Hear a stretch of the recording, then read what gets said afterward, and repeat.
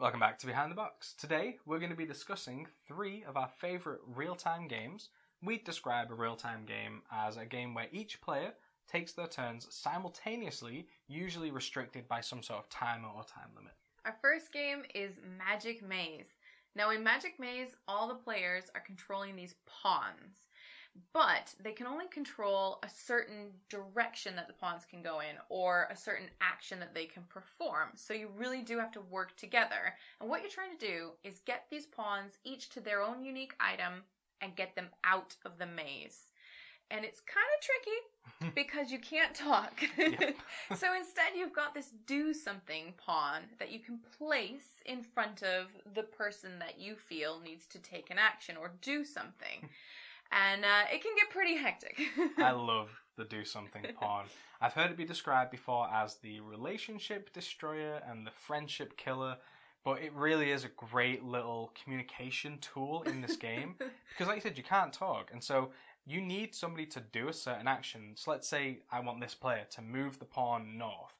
We're all waiting on that person. You kind of start tapping the pawn in front of them as to say, like, hey, do something, or you'll speed up if they need to do it quick.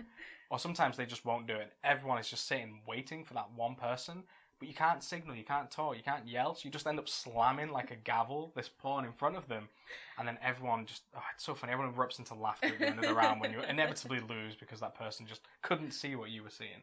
So fun. I often get the do something pawn in front of me, and it's always because I forget about the timer, and there is a way that you can like turn the timer upside down to give yourself more time, but you have to be in a specific part of the board, and I always forget about that, so the pawn always ends up in front of me. Yeah, that's actually a really nice thing that you can do, is if you manage to get a pawn onto a sand timer space, you get to flip the sand timer. As long as nobody moves anything, you can chat, you can discuss, but obviously then you're eating into your new timer. Yeah.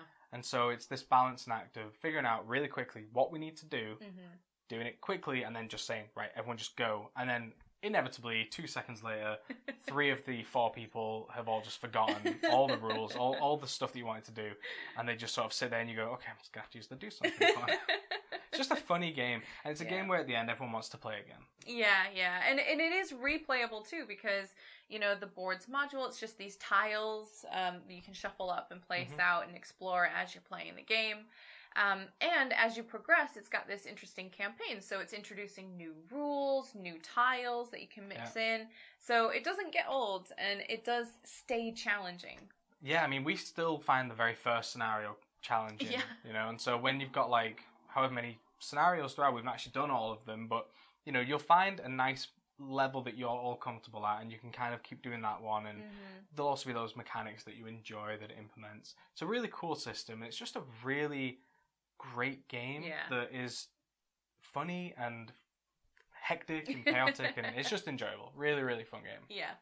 Our second game on this list is Project Elite. Now, in Project Elite, you'll all be working together to try and complete an objective while fighting off this wave system, this horde system of alien enemies that will just be constantly coming at you and trying to kill you and get into your base. So the way this works is that you have a handful of dice. You each will have a different handful of dice that you roll, and the sides of the dice are different symbols for the actions you can take. Things like movement, shooting, interacting, all those sorts of things. So you need to rely on these dice rolls to be able to actually achieve the things you want to do each round. And you finally win if you manage to complete your objective and escape, and you lose if you run out of time, there's a certain amount of rounds you get to do, or if the enemies actually break into your base and overrun you, that ends the game. It is such a fun, chaotic game, and I do love the variety that you get with it too. You've got 2 different sides to the board, so you can switch things up that way. Different characters to choose from with different abilities, different aliens that you're going up against, and also bosses, mini bosses. It makes it pretty interesting and challenging. Loads of different items and equipment and events, and the way that you set up the game as well can change how it plays out, because you can choose where the different spawn points are, you can choose where the different objective goal tokens get placed, and there's like 4 different objectives.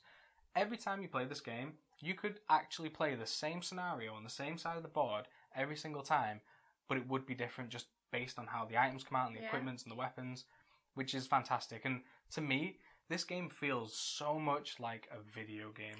It really does. You've got to work so hard. It's such a thematic game. You've really got to cooperate. You need to plan out everything you're going to do. And it reminds me of like those wave and horde mode type games, you know, the sort of objectives.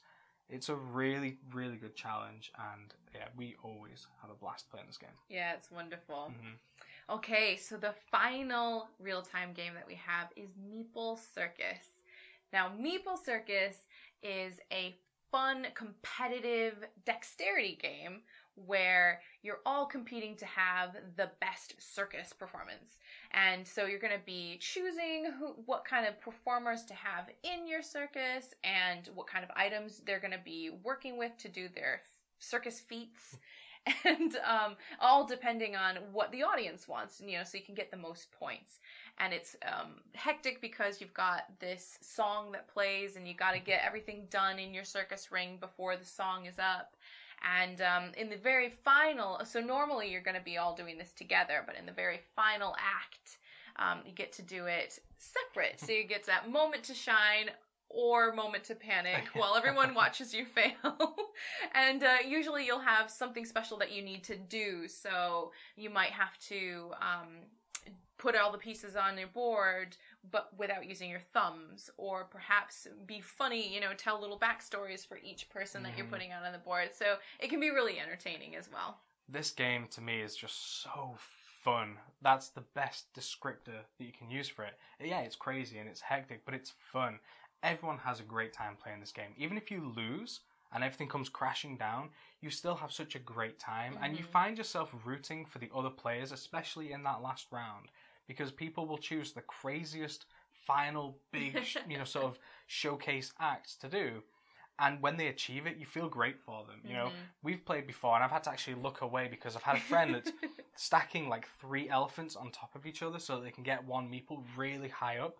And I just don't want to look because I'm like, if I look, it's going to fall over and I'm going to feel really bad. But, and you feel bad when everything comes crashing down for people. Even though it means you maybe win, you still feel really bad that someone else's just came crashing. Yeah, it's a great game. It's really fun, and people always love it, you know. Yeah. They always want to play it again and again. Yeah, we played it a bunch. Components are great. The rules are nicely laid out. It's simple enough that you can play it with even kids, I would imagine. Yeah. It's just a great game. It's probably my favourite game out of the 3 that we've done here.